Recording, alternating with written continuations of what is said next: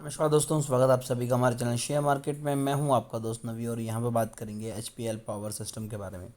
तकरीबन 8% की तेज़ी लास्ट ट्रेडिंग डे को दिखाई दी। पिछले 5 दिनों में 9% की तेज़ी, एक मंथ में 10% की गिरावट थी और 6 मंथ में 80% के पॉजिटिव रिटर्न। पिछले एक साल में 400% के अराउंड पॉजिटिव रिटर्न दिए। मैक्स चार्ट देखें तो स्टॉक अपने ऑल टाइम हाई के अराउंड ही ट्रेड कर रहा है। अगर ओवरऑल देखें, वैसे तो काफ़ी ज़्यादा गिरावट है क्योंकि स्टॉक ने तकरीबन 600 रुपये को टच किया था और अभी स्टॉक ट्रेड कर रहा है 475 रुपये के अराउंड।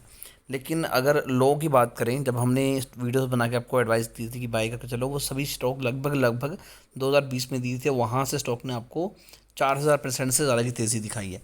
अब क्वार्टर 4 के आने वाले हैं कंपनी के रिजल्ट, और कंपनी के रिजल्ट कैसे रहेंगे यही जानेंगे।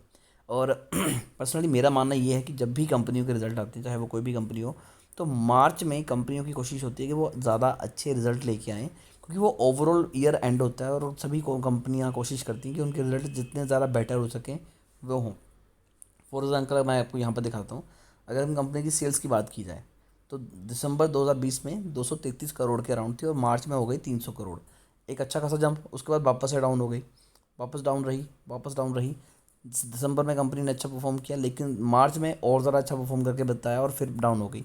उसके बाद दिसंबर 2022 की बात करते हैं तो ये वो भी 332 करोड़ थी और मार्च में एकदम से 403 करोड़ हो गई।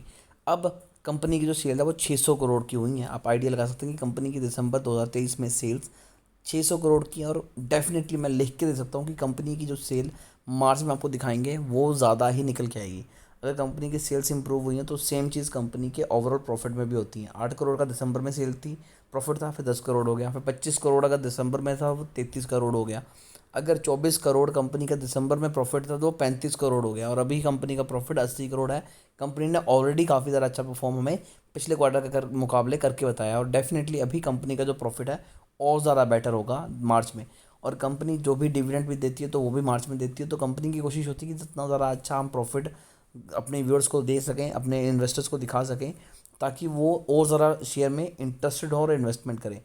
तो कंपनियाँ कई बार हल्की फुल्की मैनिपुलेशन भी करती है। जो ज़्यादा बड़ी मैनिपुलेशन करती है कई बार पकड़ी जाती है, कई बार नहीं पकड़ी जाती। लेकिन अगर ओवरऑल दिखाऊं तो डेफिनेटली कंपनियां मैनिपुलेशन करती हैं और वहाँ से अच्छा प्रॉफिट भी निकालती हैं। उसके बाद अगर ईयर ऑन ईयर बेसिस पे देखें तो कुछ साल पहले कंपनी 32 करोड़ रुपए कमा रही थी। उसके बाद कंपनी का प्रॉफिट बढ़ता ही गया और अभी की बात करें तो कंपनी 235 करोड़ के अराउंड कमा रही है। तो कंपनी ने ईयर ऑन ईयर बेसिस पे भी बहुत अच्छा परफॉर्म हमें करके बताया हुआ है।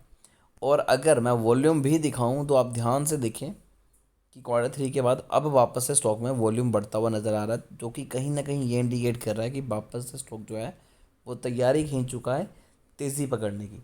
फिर भी शेयर को लेकर अगर आपकी कोई भी क्वेरी है तो कमेंट कीजिए, हमारी कोशिश होगी कि आपको अच्छी एडवाइस दें।